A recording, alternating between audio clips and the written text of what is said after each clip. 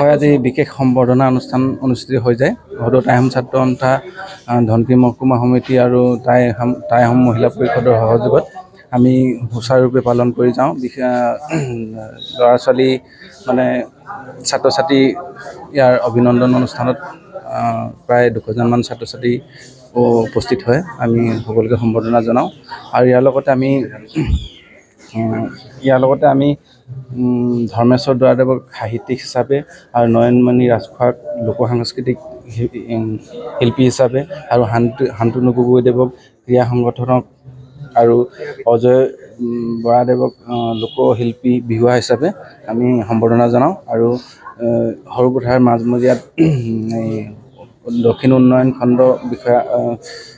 খণ্ডৰ কক্ষতে আমি অনুষ্ঠিত কৰোঁ আৰু ইয়াৰ সুচাৰুৰূপে অনুষ্ঠিত হৈ যায়।